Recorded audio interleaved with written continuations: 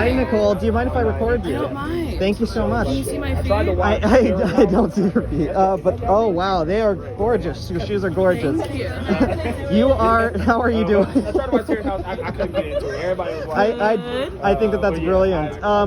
If I may, you are the busiest woman in showbiz between Grand Crew and Wipeout, and now you're hosting the Critics' Choice Awards as well. Yes.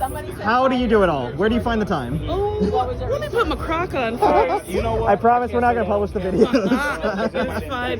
How do I find time? I guess I'll sleep when I'm dead. What a morbid thing to say. I don't know. I have fun. I like being busy. I don't love having downtime. Also, what I do is fun. Yeah. Like, what a dream to like make people laugh or try to make people laugh. And sometimes you don't make them laugh, and it's fine because every view counts. It's a dream and it's a talent. Honestly, you are very, very good at it.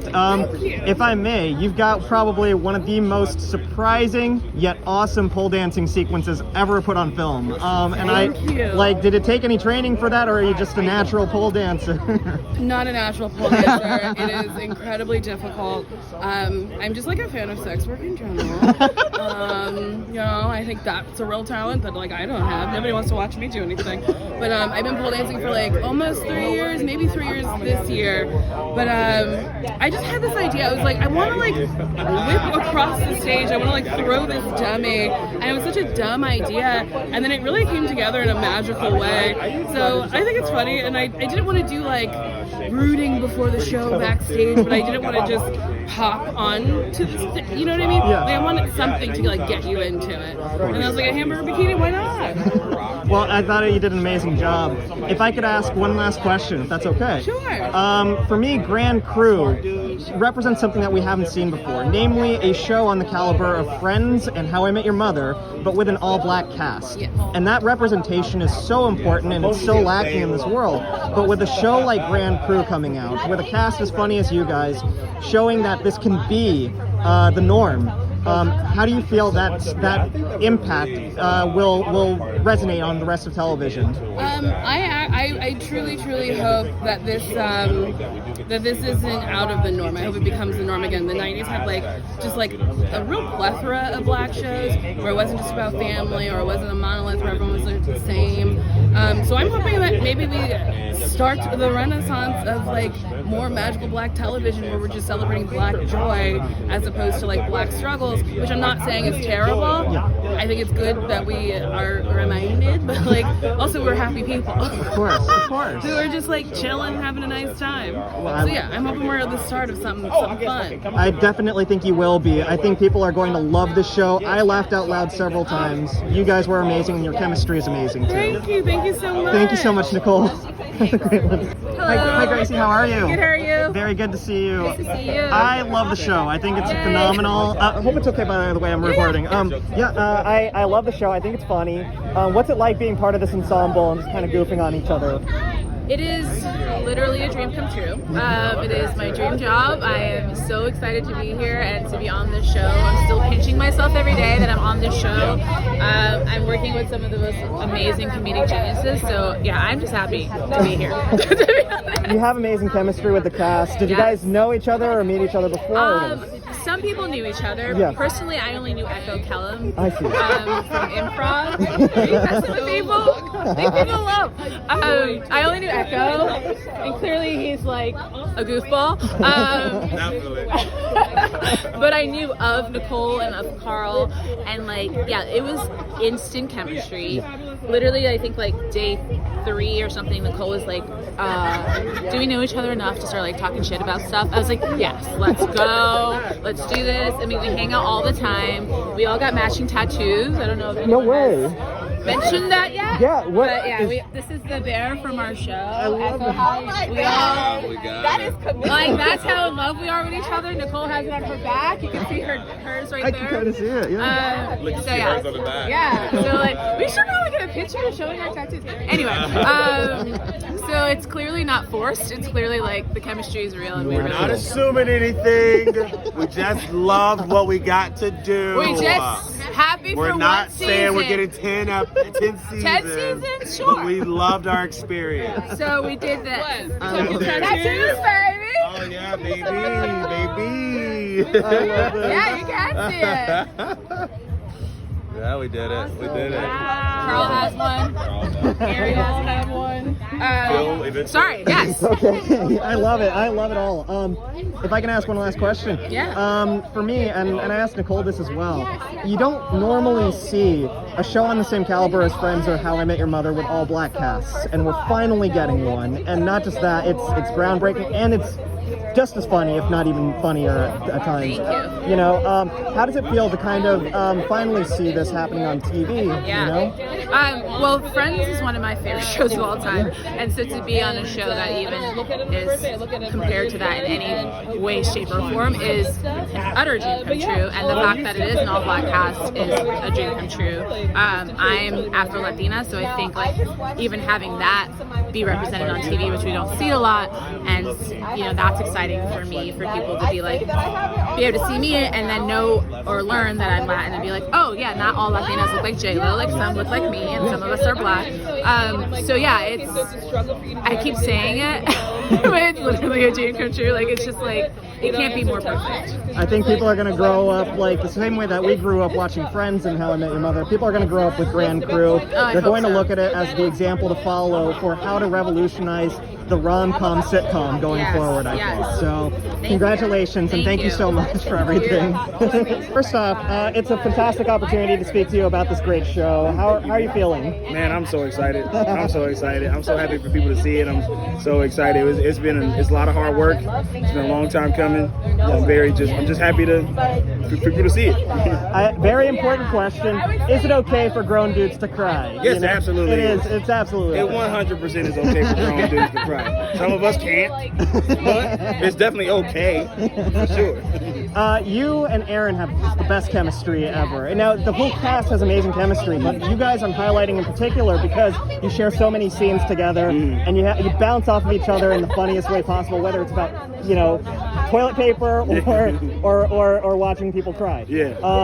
Did you guys know each other before this, and did you work on that chemistry? You know what's crazy about me and Aaron? We did not know each other before, but the night before we were auditioning for the show, we ran into each other at a club, and we're both like, "Hey, you coming in? I know you like, yeah." And then a little bit later, after we had booked the show, me and him had talked about. We both are from LA, basically. He's born and raised here. I moved here, I was about 8 years old. And we both are from this area. We both are from South Central Los Angeles. And we have a connection there. And so we would talk about experiences that we both had and how we had kind of cross paths, like playing basketball. Like I played at Robertson Park, he played at Pan Pacific Park. We kind of grew up in the same circles. We kind of had the same like mutual friends and stuff like that. So that's kind of where that chemistry like really came from. Just because we kind of realized we were probably two ships passing the night. I'm sure we've seen each other. Sure we battled in basketball against each other and stuff like that. So yeah, it kind of came naturally because we kind of shared that LA leg. I think that's the beauty of the show is just the chemistry between everyone is just so natural. It's like you guys were already friends the second that you guys. Well, some of us were. Me and Nicole, Echo, Phil, the creator, we were already friends. Dan, the other EP, I worked on Brooklyn Nine-Nine as a writer as well. And so we've been friends for years and years and years. And since we were in our early 20s and stuff. And so that was, and then Gracie also came in and she's awesome. And she came in and we also have a similar like iOS performers and stuff like that. So yeah, we kind of, it's just kind of worked. It kind of worked. That is fantastic to hear, and it shows, honestly. The audience is going to have as much fun as you guys are on set because they sense that, you know? If I can ask, and I asked Nicole and Gracie this as well, you don't see often, a show on the same scale of How I Met Your Mother or Friends done with all black casts these days, and we're finally getting one. It's taken decades, but we're finally getting one. Like the chemistry that you and Aaron had reminded me of Chandler and Joey, for example, and that's what I love. What does it feel like to actually see this happening now? It's taken a while, but we're actually finally getting a show on that same level, but with an all-black cast, and from a representation standpoint, I think it's great. I just hope that we live up to the standards that predecessors have set and stuff like that. And I'm just excited for people to see it. Excited for people to hang out with us, become friends of ours. I think it's really important that it's on, but it also, it's really, we just really want people to laugh and enjoy the show. It ain't like it has a responsibility, but it's the main responsibility is for people to have fun. You know what I mean? Well, I think audiences are going to love it. They're going to have fun. They're going to respond to this the same way that they responded to all of Dan's other projects, like Brooklyn and Good Place and Parks. Yeah. So congratulations. Thank you so much. And thank you so much for being here and for doing this. Thank you for having me. Appreciate it. First off, the last time that we nerds saw you, you were Mr. Terrific. And now that Arrow is over, you are still Mr. Terrific, in my opinion. Thank you. In real life. But check this out. You know what? For the fans, if they could even see it, if it could even happen, I have a tattoo. It's a T-sphere. It's a T-sphere. It's a T-sphere. It looks ashy because I pulled it up, but it's not ashy. It was clean. It was lotion. I promise. Yes. But you're still Mr. Terrific in real life, but you're also Noah. Yes. And I love that you're that diverse in terms of you're versatile in terms of your acting ability. Thank you. What's it feel like going from an action-packed show, like with all this crazy mythology, to now a sitcom that's just hilarious and chill and a little bit more fun? I love to not be put in a box, so I love to get to do it all and to really stretch my acting wings, But that's classic me. Like the stuff I like to write, I switch genres. With my music I do, I switch genres. So I love it. It's so cool to bounce from one aspect to the other. I feel like I learned so much more about myself as an artist and just these different perspectives of what other artists go through in different, regards. So I feel very fortunate that I get to be like one of the first dope, openly gay superheroes, and I get to pop into this show and be like on an amazing cast full of people of color. It's like, man, such a dream. I think that was one of my favorite things about this was, and I chatted with Nicole and I chatted with Gracie and I chatted with Carl about this. We have seen Friends, we've seen How I Met Your Mother, but we've never seen these types of shows on this kind of scale with an all-black cast. Yeah. And to me, that's huge. So what does it mean to you to actually see this decades after something like Friends premiered? Yeah, I mean, for me growing up in the inner city of Chicago, we watched a lot of those all-black shows, and they always felt like they were just for us in a lot of ways. So to have this show and to know that it is definitely for black folks to tune in and connect, but it's really universal, it really expands beyond that, and it's really just like a human story about a group of friends just trying to find love, figure out life, be there to support each other. So the aspect that we kind of look at it as just a show that happens to have a cast of African American people is like so dope, because when it comes down to the writing, the aspects of things we're talking about, how great Phil and Dan them are behind the scenes, man, I can't wait for people to see it. I can't wait for people to see it too. It is funny. I found myself laughing out loud several times. Thank you. I do have to ask, as a single person in Los Angeles, does dropping the ID on the ground really work with the ladies? It does not. I also wanted to figure that out, and no. As a fellow single, I've seen you at the single meetings. We've talked. We've seen. It is hard out there in these streets, as you know. Maybe a passport. Let's upgrade it or something like that. I don't know, but. Maybe like a credit card. I'm just not driving like platinum credit cards. Like, oh no, my credit card. Oh, my American Express Delta Sky Miles Reserve. $500 a year for this thing. Anyway, hi. But who knows? I don't think anything's working. Dating's trash. It's a dumpster fire out here. It's very difficult. Yeah. But at the end of the day, we're definitely going to find the right one. I think everyone out there will, and I think Noah will too eventually by this end of the series for sure. Yeah, thank you so much, Echo. This was amazing. I love talking to you. We miss you as Mr. Terrific, and we hope to see you again as Mr. Terrific. Absolutely. But we love Grand Crew, and we hope that this show is just going to make everyone laugh the same way that it made all of us laugh. Thank you. Thank you so much. Thank you so much. Appreciate it. Good. How are you? I'm doing well, man. First off, as we just saw right now, the chemistry between everyone in the cast is just completely off the charts. Did you get a chance to? I know some folks met at UCB, others met just on first day. For sure. Yeah. Did you meet everyone before the first day of the shooting? So I did get to meet everyone with the exception of Gracie. Yeah. the first day before the first day of shooting. In fact, Phil was so great. He organized like a hangout at an undisclosed wine bar that he actually took the inspiration from. We all met there, had a little bit too much to drink, and got to know each other that way. So that's how we met. And then we've kind of just vibed. It was immediate. Like day one, it was like, all right, cool. It's like we all knew each other. All of us. A lot of them did, but collectively, it felt like we all did. So it was cool. It was good stuff. I have to ask, though the chemistry is off the charts between everyone, you and Carl especially have such good chemistry. Thank you so much. And Carl is telling me about how you guys kind of grew up in the same area and everything like that, and you guys never met each other then, of course, but now, you kind of bonded over that shared, childhood. Upbringing and everything. So I was actually born and raised here in West Adams. Yeah. So this is very much like a full circle moment for me. Wow. I used to run up and down these streets, like literally. I go to Ms. Lala often. I've been here to Alta. All that to say, yes, a part of the upbringing was definitely what initially sort of me and him connected on. We're both basketball players as well, or used to be basketball players. I can't hoop anymore, and so that definitely helped us in the bonding. And I think it shows on screen as you just alluded to. So it absolutely does. In real life, would you want a roommate like Sherm? Absolutely, man. Obviously there's going to be some moments of trustiness. So proud of you. So proud. Oh, thank you. How's mom? I'm so sorry. No, please. This is your night. No. No, we don't need this time. Please. I love this. By the way. I love it. Grace is amazing. Yeah. She's wonderful. So we were shooting in Vancouver and we met. Anyway, I'm so sorry. No, you're fine.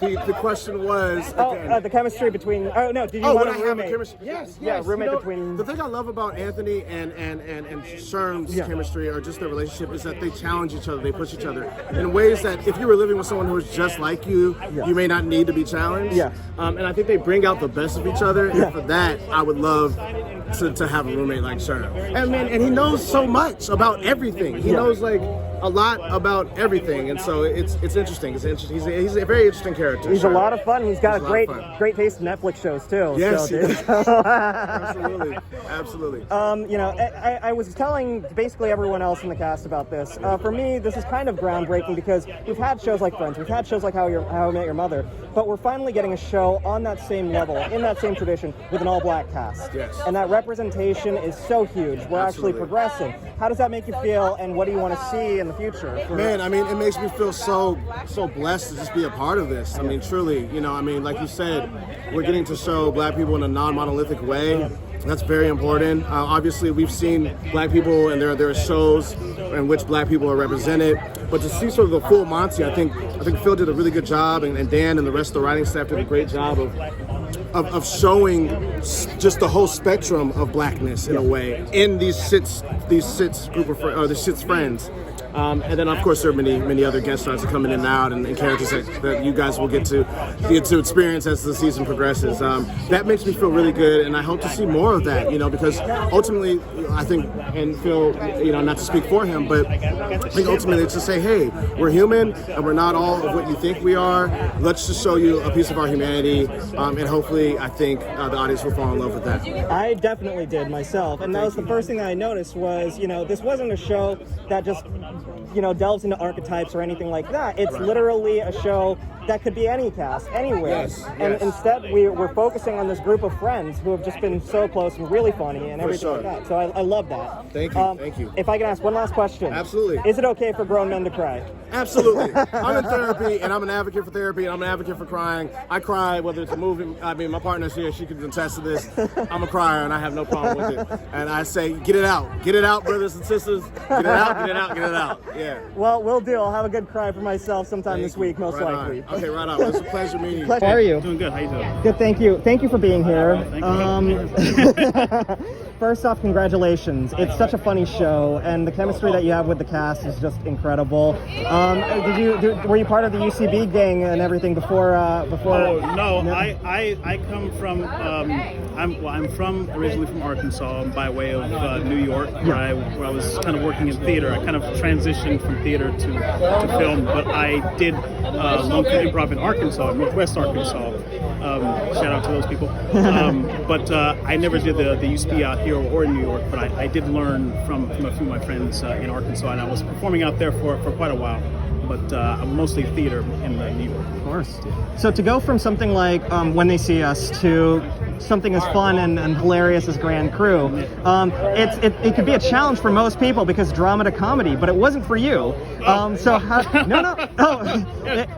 you made it look seamless at least. But how was that? You know, it was it is a really difficult transition to kind of go from project to project like that. And like I said, I'm from a theater background, so everything. But I do a lot of comedy in theater. Yeah. So that, I guess, that sense was a little bit easy. But being on a movie set and working with everything that's happening is a totally new experience for me. But I sort of fell right in because the cast is just phenomenal and just really accepting and open and very forgiving.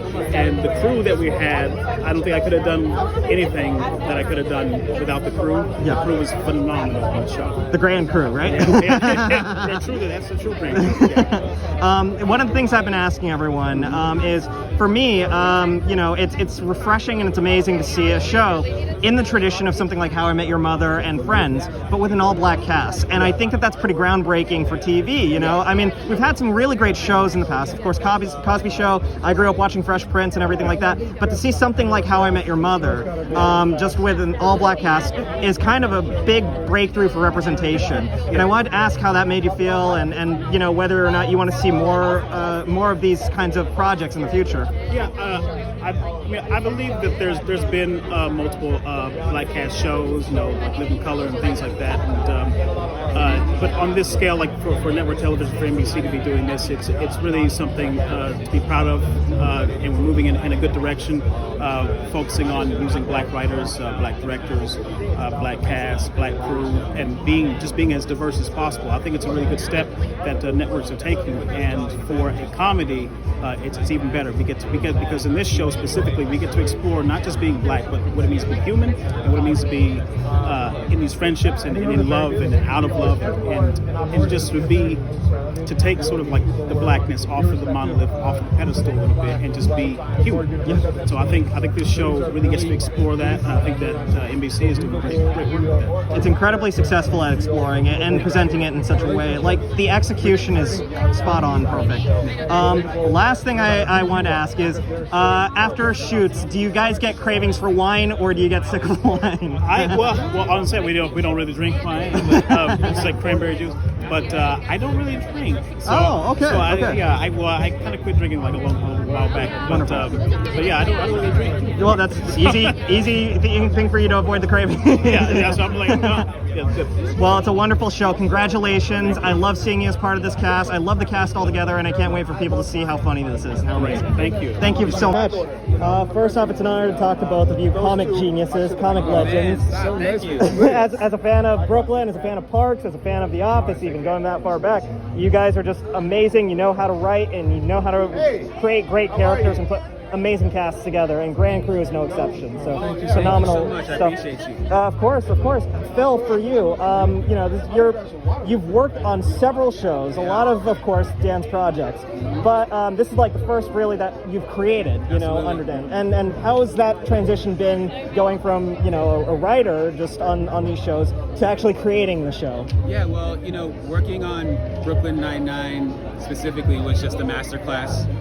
I think coming into that show, I was pretty confident in my joke writing ability. I think one of the greatest things that I learned from Dan on Brooklyn Nine-Nine was really paying attention to how to craft story. Yeah. Because if you don't have the story there, then those jokes aren't going to pop.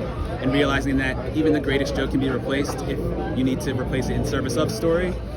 So every job that I've had, I've just been stealing nuggets that are leading to this moment that we're at right now. Insecure, there's certain things just being in that room that I learned about. Key and Peele, even every job I've had had amazing mentors and people that have showed me how to be funnier and optimize story. And so that's what's led to this moment. I'm really excited with how the season came together. It's phenomenal. As a person who's watched Phil doing this, I mean, really, he's one of the best I've ever seen. There's so much of this job that isn't just writing and being funny. There's a lot about people skills and communication and managing. Yes. And really, you're looking for a new CEO, Phil's great. I used to be in marketing, so maybe that's where it's from. But You actually answered my second question, Dan, which was how's it feel to watch Phil kind of grow into his own as I mean, I really honestly feel like I've learned a lot watching Phil. I mean, he's really, it's not just that he's incredibly talented and funny,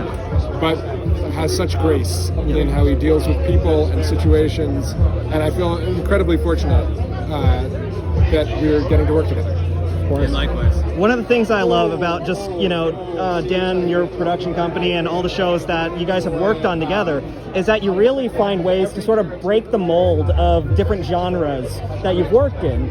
I mean, with Brooklyn, we used to only have cop shows that were dramas, and then we got a hardcore comedy, really. I mean, you had like a couple things like Police Squad and stuff like that, but very few and far between. And then with The Good Place, it's completely something different. That's Mike. I mean, yes, that's Mike. Completely. I don't want to claim any responsibility. Sure. Oh, fair enough. But yes, I'm a big fan. And with now with Grand Crew, one of the things I've been asking the entire cast is you're stepping into the genre very similar to the traditions of How I Met Your Mother and Friends, but you're actually doing it with an all-black cast, and that's not something that we're seeing on TV now, especially network TV, and we're finally seeing it after maybe a decade or so after a couple decades after Friends.